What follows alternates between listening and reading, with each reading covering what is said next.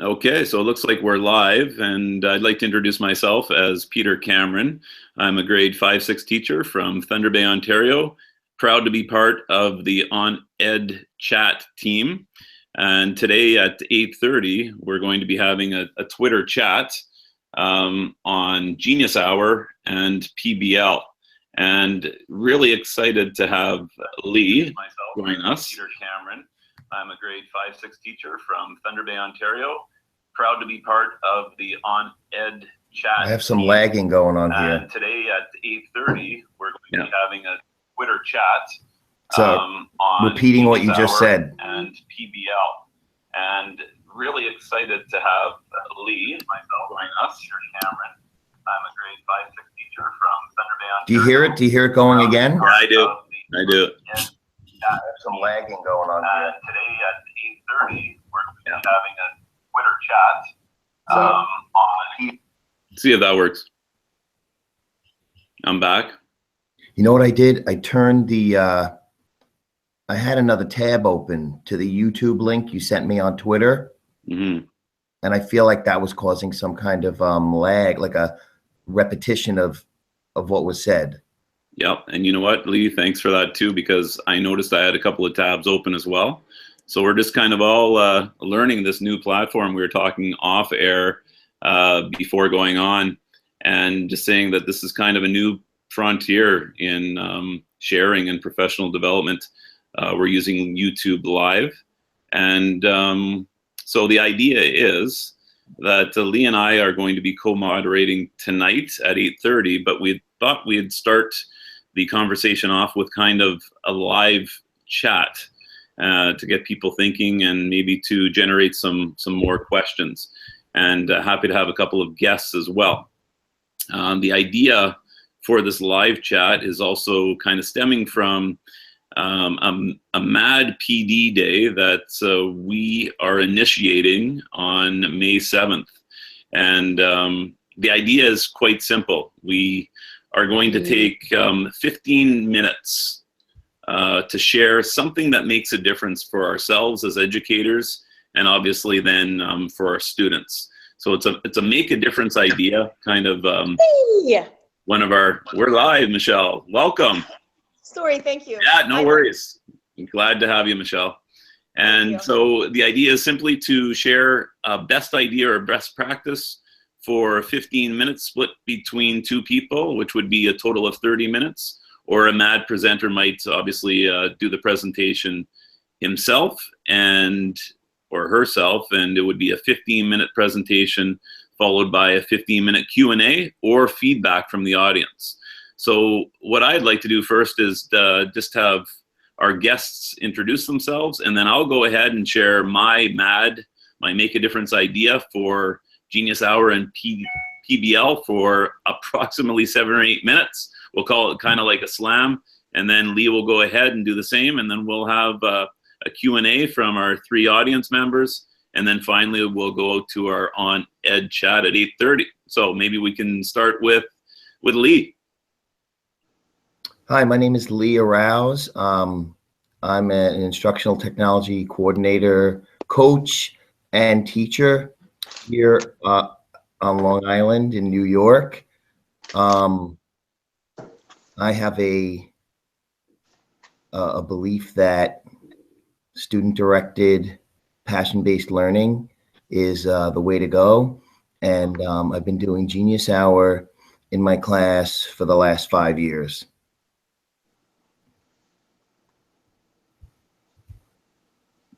Oh, thanks, Lee. Maybe we'll go over to Dean. Hello, my name is Dean Venderman. I'm from Regina, Saskatchewan, Canada, and I've used Genius Hour in my class as well. I've incorporated into math class, and right now I'm also teaching a business tech class, and we're doing kind of a maker hour, kind of in the same realm. And I've been using Minecraft quite a bit lately, and that's what my MAD presentation is going to be as well. And I see a lot of kids are interested in using Minecraft as part of their passion-based learning experience as well. So I'm excited to be here and share my story. Thanks. Okay. Thanks, Lee. We'll go over to Noah. my microphone. Hi, I'm Noah Daniel, and I teach 6, 7, and 8 just outside Toronto. And I love project-based learning. And I've used Genius Hour, but I bobified it because I have constraints of curriculum, and I had all these visions about what I wanted to do, so it couldn't be as open-ended as Genius Hour can be, but I found a way to do it in a project-based learning way, and then in a Bob way where students did the rest on their own and then presented. And it's been really incredible to read about and do. I use a lot of different project-based learning approaches in all the grades that I teach, and the authentic, relevant learning, it's just unprecedented. It's an amazing thing to watch unfold. Okay, thanks, Noah. And we'll go to Michelle. She's also part of our On Ed chat team. Hi there, my name is Michelle, and obviously I am from London, Ontario. I'm the Vice Principal at Sir John A. Macdonald. I have used project-based learning and as well Genius Hour in the past, but now I'm really looking at it from a different angle on how to inspire others for the success of what it brings to students. Okay, thank you all for joining and for your introductions. And yeah, I think the Twitter chat following our live discussion will be very lively. We're looking forward to lots of input and suggestions and people sharing their best ideas and their best practices and student exemplars. And I think that's why we're all here, is because we're passionate about doing what's best for kids and sharing with others as well, and hopefully inspiring some others to get their head wrapped around Genius Hour and PBL. So Genius Hour, when I was first trying to kind of understand Genius Hour or PBL, which I understood as project-based learning, problem-based learning, passion-based learning, I found it kind of difficult as a teacher because people just, as far as I was trying to, or understanding, it was people were having their students pick a topic such as Genius Hour that they were passionate about and kind of going and exploring their topic and their passions. And I liked that. And I could see how it linked to the curriculum. But for me, I needed structure. And so I'm going to share my Make a Difference idea, or the thing that made a difference for me and helped me to kind of bring Genius Hour and also PBL into my classroom. So I'm going to share my screen.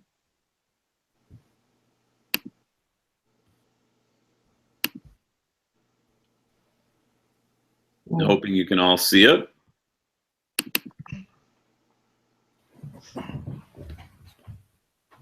Are we good? Can you guys see my screen? Yeah. All right, perfect. All right, so my Make a Difference idea for Genius Hour and PBL. So what did I need as teachers, and particularly for myself? I need some structure and direction. I didn't want to inhibit my kids by structure, but I also kind of felt like they needed a plan. I teach grade 5 and 6, and for me, it was just having a framework that I found giving the kids to follow very helpful. So I came up with a Genius Project journal, and basically 6 kind of underlying prompts. And so I think really with Genius Hour or with PBL, it's really a matter of the question. And so we talk about, you know, how can Genius Hour be integrated to meet the needs of our curriculum? Well, I think the questions come from all subjects areas, including math and science and language. So it was a matter for me of really having my students focusing in and honing on to a question, a big question.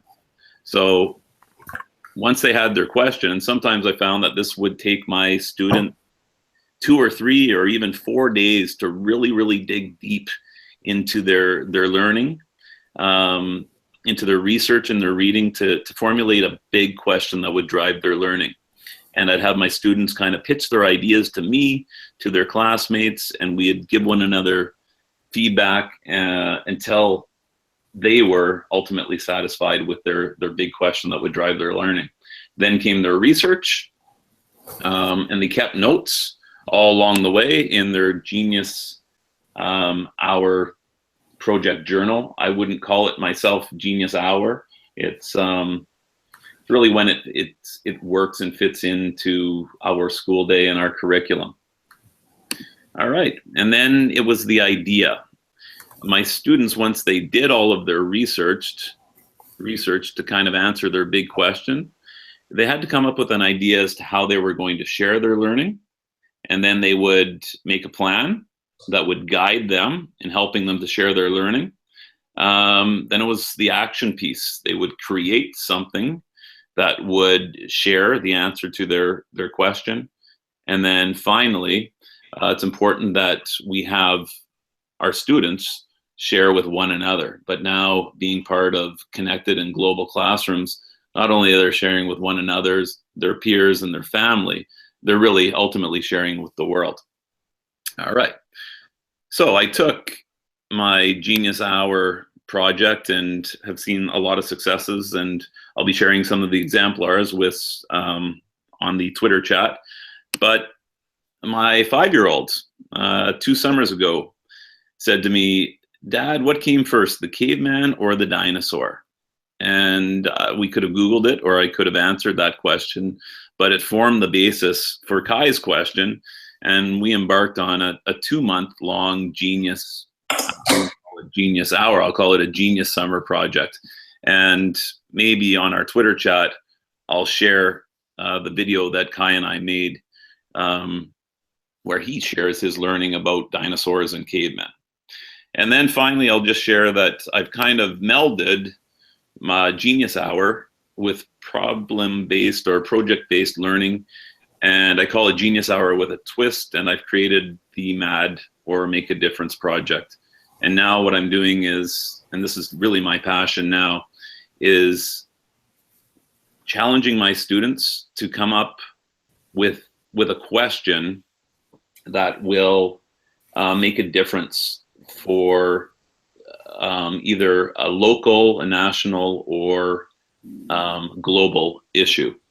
And so we're just in the process now of my students are working on their Make a Difference projects, and there's just a little video of kind of. So this is an example of one of the Make a Difference projects. So the question is, how can we make a difference for people that are homeless? And then they've done their research. The students will be presenting this to our school community. But before we do that, we're going to be having a yard sale on Friday. And the money raised will be divided equally between our 50 students.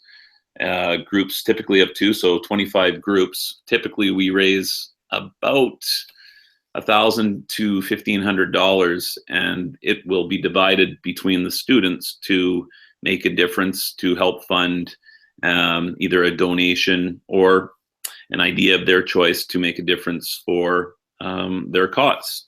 And then we have a Make a Difference fair, so the kids within our school community can see where their money went to through the MAD, the Make a Difference yard sale. So that is my little presentation, my Make a Difference idea, and I think I'm going to stop sharing my screen, and I'm excited to turn it over to Lee. Thank you, Peter. Great stuff. I, like you, have my Genius Hour projects have evolved over the years, and I also felt the need for structure and differentiation within the project.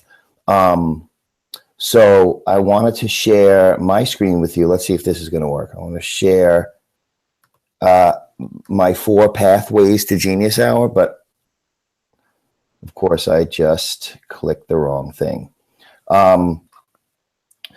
So I found that students perhaps wanted to do more than just an inquiry-based project, or perhaps weren't ready to do a purely inquiry-based type project. So I came up with these 4 pathways to genius. And can you see you share your screen, Lee? yeah, I'm trying to do that. Sorry, I hit the wrong. Okay, I'm going to share the screen now. And can you see my screen? It for 1 second. yeah. Okay. Lee, there you go. Yeah, we did. There. And there it is. You're teasing us. Sorry, do you see it now? Yeah. Oh. No. Do you see the 4 pathways to genius? Mm-hmm. Yes. And then as soon as, yeah, we only see it for a second. So did you go to, in the upper left-hand corner, there's a green arrow. Like if you just kind of scroll over. I did. Yeah. And it says I am screen sharing. And I had it going before. Okay, I just turned it off. Let me try one more time. Sure. I'm going to try this way now. I'm clicking on it. And is that better? Yes. You see the 4 pathways to genius? Yeah. Yeah. You know what, everybody, let's mute our mics. Okay. Is that good? You see my screen now? Yeah, Lee, we saw it. Okay, great. So the 4 pathways to genius. I started with number 4, inquiry-based projects. I had my students choose a topic they were curious about and wanted to learn more. Worked out great, but new things came up. I like to tell my students that everyone is an expert in some way. So some students choose to share something they are great at with the rest of the class and the world. For example, I had a student, Joey, last year. He was a lacrosse dude, and he did his Genius Hour project on lacrosse, the history of lacrosse, the science behind lacrosse, the mathematics of lacrosse. He included a video. I have a template I'm going to share perhaps in the chat, basically of the things we ask them to include in their presentation. They can choose the tools, but they have to include certain things in the presentation. Another thing that, Peter, sounds similar to what you're doing is some students may want to create change. They want to start a movement, make a difference in the world. Last year I had a student named Samantha who did a bully prevention Genius Hour project, and she went into the history of bullying and then kind of brainstormed ways to solve the bullying problem in our school. I had another girl who did a litter cleanup campaign. The hardest pathway, I think, the most challenging in a way for my 6th graders anyway, would be to create. They want to make or invent something new and share it. I do Genius Hour in the summer. We call it a Genius in Training Innovation class. And I teach it at the high school. And these kids did a lot of creation type pathways. One student created his own RPG video game. Another kid came up with like an open source component vehicle where you purchase components to the car and you put it together yourself. And then I had a third student who did, he was into DJing and doing lighting, and he wanted to pursue like research how to like develop his business and create it, get more jobs and different things like that. So those are the 4 pathways to genius. Just to quickly touch into the presentation part, in Genius Hour, choice isn't just about the topic of study. It's also about the evidence of learning students produce. So students choose how they will share their project with the world. They have to follow guidelines, but they, I'll show you a little bit. I didn't mention it before, but we have them to select 5 essential questions. Since I teach with, in a team, a 3-teacher team, I teach with a math teacher and a science teacher and a social studies teacher, math and science, social studies teacher. Anyway, so we had them pick 5 essential questions, 3 of which we told them to pick a subject area. So they had to investigate the math behind their project topic. Then they had to investigate the science behind the topic.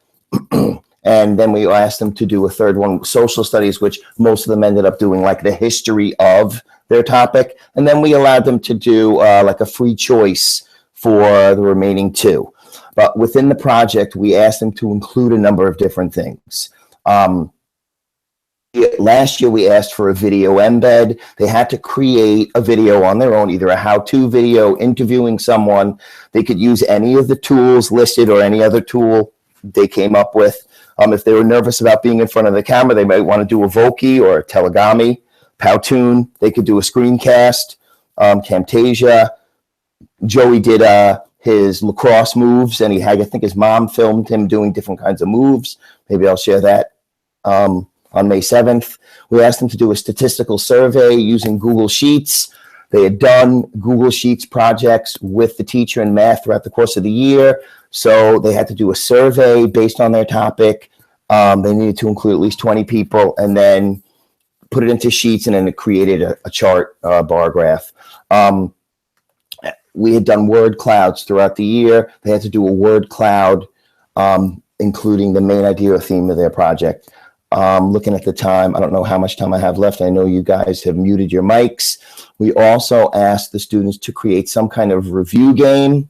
Kahoot is a huge hit in our school, but usually it's the teacher running the game. So what we had the students do was choose their tool. A lot of them picked Kahoot, eQuizShow, or Google Slides. They could pick any tool they wanted, and they had to create a review game, 10 to 15 multiple choice type questions based on their presentation. Then we asked them to create some kind of assessment, a 10 to 20 multiple choice quiz based on their presentation. Again, they could do it in Google Forms. They could do it in quizzes, Quizlet. Basically, in my class, Genius Hour is a culminating project where students take tools they've used all year long and they get to apply them to this project. So it's basically like a real world application of many of the tools they've used. We asked for a works cited. We asked them to list their tech tools and the applications. Then we had them include a concluding slide, like an all about the author, end credits, photo of themselves, a survey asking the audience how they liked the presentation. And then we put them all together in one of my favorite tools to share things called S'more, S'more digital flyers. And we made a s'more of s'mores, or Google Slides, blend space presentations, and we put it together and we shared it with the world. And basically, that is my preview of the Genius Hour presentation I'm going to be discussing and sharing on May 7th.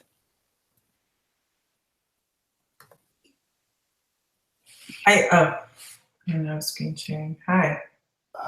I wanted to say how amazing that is, because I think both of you guys at different grade levels have the structure that you need to help students achieve, to reach from inside themselves and make space for wonderment, which is the most important part that we lose as the kids get older. So, no.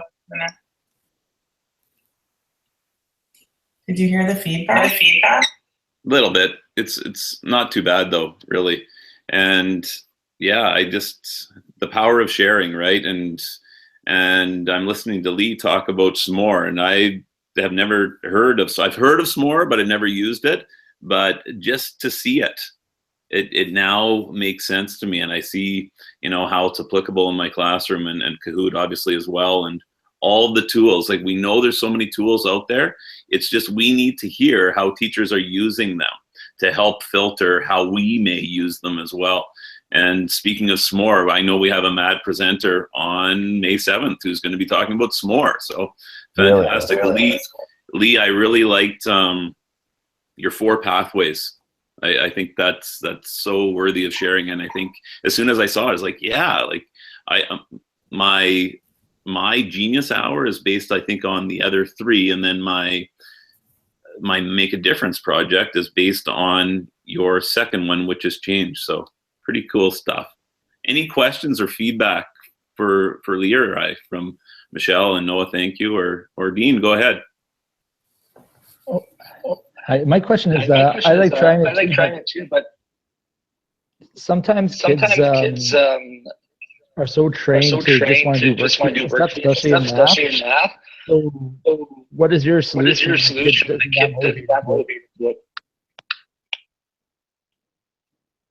you want to go ahead, Lee? That audio was really glitchy for me. I did not hear. And now I'm getting an echo. Maybe particularly just from Dean's. Just wondering if you have any other browsers open too, Dean. So I think Dean's audio is. Can you repeat his question? Do you want to try again, Dean? I'll mute my mic. Also, that sounds better. Yeah, can you hear me now? Okay. Yeah, no, I've used it as well, and there's still some kids that are kind of trained, to do worksheets, and they just kind of tell me what I should say, and they're kind of unmotivated and don't know how to approach Genius Hour because they've been almost zapped of their creativity and their curiosity. What kind of things do you do to get kids to be curious again? That's my question.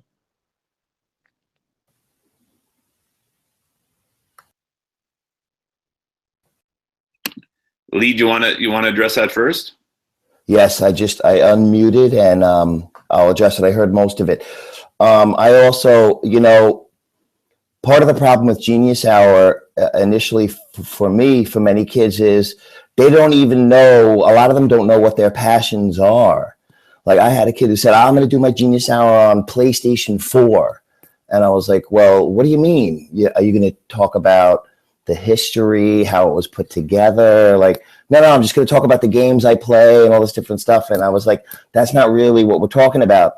So over the years, and I have it included in my presentation, we've gotten into brainstorming exercises. There are tons of resources that I've curated. I found them on Twitter and I put them into my presentation. I have a s'more that I'll share during the Twitter chat as well.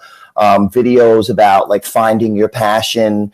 We do a lot of brainstorming. There's some tools. There's a tool called MindMeister that my high school students loved using to brainstorm. And you could break off into 5 branches, 5 essential questions. There's another one called Coggle.it.